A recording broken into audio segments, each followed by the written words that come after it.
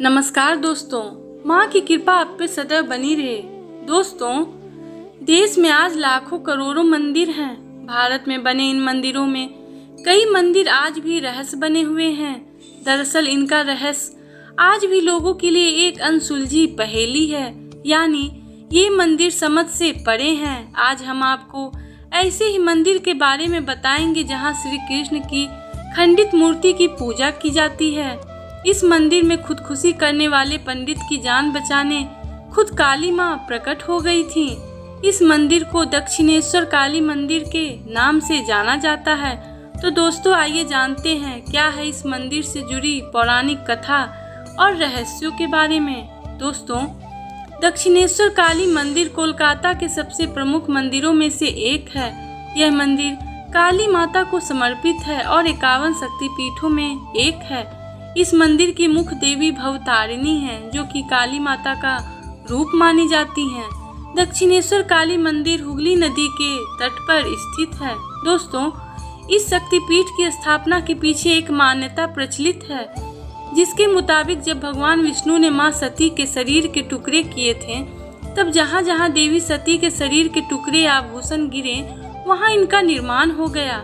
इस मंदिर में देवी के दाएं पैरों की कुछ उंगलियां गिरी थीं। इसी तरह कुल 51 जगह ऐसी है जहां देवी के टुकड़े गिरे थे, जिन्हें शक्तिपीठों के नाम से जाना जाता है।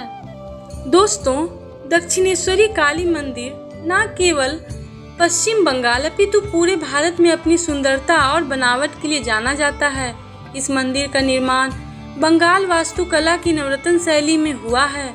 3 मंजिल वाले इस मंदिर की ऊपरी 2 मंजिलों पर 9 मीनारों का निर्माण किया गया है, जो इस मंदिर की सुंदरता को कई गुना बढ़ा देती है। मंदिर 46 फुट लंबा चौड़ा है, साथ ही इसकी ऊंचाई 100 फीट है। गर्भगृह में मां काली की प्रतिमा स्थापित है। मां काली भगवान शिव के छाती पर चरण रखकर खड़ी हुई हैं। इसके अलावा गर्भगृह में चांदी का कमल का फूल बनाया गया है, जिसकी 1000 पंखुड़ियां हैं। इसी कमल के फूल पर मां काली की प्रतिमा को विराजमान किया गया है। मंदिर के चारों ओर भगवान शिव के 12 मंदिर स्थापित किए गए हैं। मां काली का मंदिर विशाल इमारत के रूप में चबूतरे पर स्थित है। इसमें सीढ़ियों के माध्यम से प्रवेश कर सकते हैं। दोस्तों, दक्षिणेश्वरी काली मंदिर को रामकृष्ण परमहंस का कर्मभूमि भी माना जाता है। रामकृष्ण परमहंस स्वामी विवेकानंद के गुरु और पश्चिम बंगाल में हिंदू नवजागरण के प्रमुख सूत्रधारों में से एक हैं। दक्षिण काली मंदिर के प्रमुख पुरोहित की भूमिका भी निभा चुके हैं। कहा तो यह भी जाता है कि इसी स्थान पर धर्म गुरु रामकृष्ण को मां दक्षिणेश्वरी काली ने दर्शन भी दिए थे। आपको बता दें, विवेकानंद जी के गुरु रामकृष्ण परमहंस का इस मंदिर से बहुत ही गहरा नाता है। दक्षिणेश्वर काली मंदिर में देश के कोने कोने से लोग आते हैं। लंबी लंबी कतारों में घंटों खड़े होकर देवी मां काली के दर्शन का इंतजार करते हैं।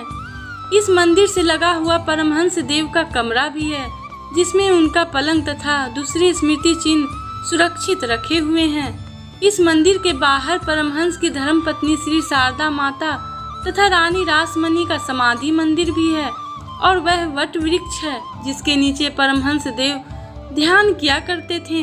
रामकृष्ण परमहंस भूखे प्यासे सिर्फ मां काली को निहारते रहते थे और भीतर ही भीतर यह सोचते रहते कि कब उनकी आराध्या उन्हें दर्शन देंगी। रामकृष्ण परमहंस मां काली के सामने रोते रहते थे, जैसे कोई बालक वाकई अपनी मां से बिछुड़ गया हो। वह अपनी आराध्या से बस यही कहते रहते थे कि वे उन्हें अपना असली रूप दिखा दें, उन्हें दर्शन दे दें। मंदिर में उपस्थित अन्य लोग उन्हें पागल तक समझ बैठे थे। अपनी मां से दूर रहते हुए परमहंस बेहद निराश और हताश हो चुके थे। वह काली मां के चरणों में बैठकर अपना सिर काटने ही वाले थे कि स्वयं काली मां ने उनका हाथ पकड़ उन्हें रोक दिया। उस दिन के बाद जब तक वह जीवित रहे, तब तक मां काली उनकी अपनी माता और सखा के तौर पर उनके साथ रहीं। आइए दोस्तों, जानते हैं यहाँ से जुड़ी पौराणिक कथा के बारे में। दोस्तों, दक्षिणेश्वरी काली मंदिर का बहुत बड़ा इतिहास है और कई मान्यताएं भी हैं। 1847 की बात है, जब देश में अंग्रेजों का शासन था। पश्चिम बंगाल में रानी रासमणी नाम की एक बहुत ही अमीर विधवा थी। उनके जीवन में सब कुछ था मगर पति का सुख नहीं था। रानी रासमणी जब उम्र के चौथे पड़ाव पर आईं तो उनके मन में सभी तीर्थों के दर्शन करने का ख्याल आया। रानी रासमणी की देवी माता में बहुत बड़ी श्रद्धा थी। उन्होंने सोचा कि वह अपनी तीर्थ यात्रा की शुरुआत वाराणसी से करेंगी और वहीं रहकर देवी का कुछ दिनों तक ध्यान करेंगी। रानी रासमणी के जाने से ठीक एक रात पहले उनके साथ एक अजीब घटना घटी।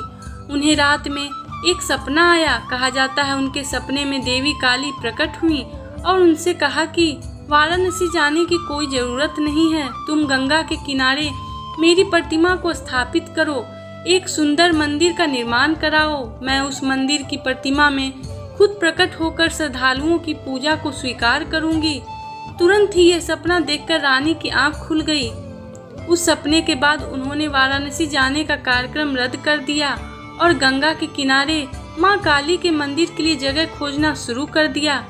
कहते हैं जब रानी इस घाट पर गंगा के किनारे जगह की तलाश करने आई थी तो उनके अंदर से एक आवाज आई कि हाँ, इसी जगह पे मंदिर का निर्माण होना चाहिए। मंदिर बनाने का काम तेजी से शुरू हो गया।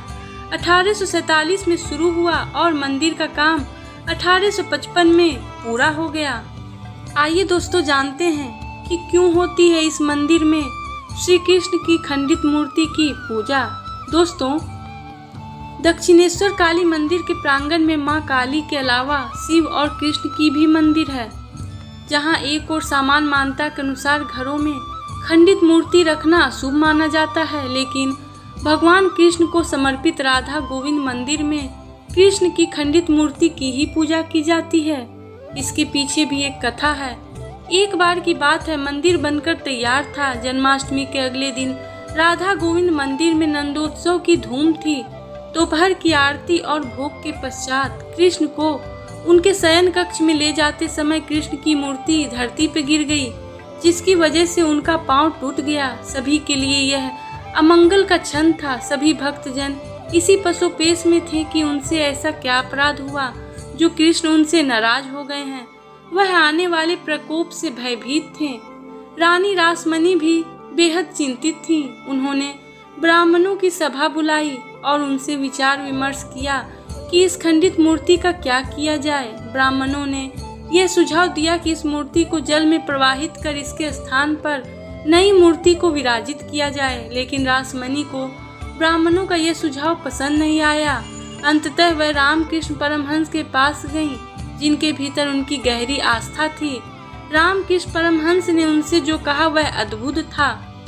उन्होंने कहा कि जब घर का कोई सदस्य विकलांग हो जाता है या माता पिता में से किसी एक को चोट लग जाती है तो क्या उन्हें त्याग कर नया सदस्य लाया जाता है? नहीं, बल्कि उनकी सेवा की जाती है।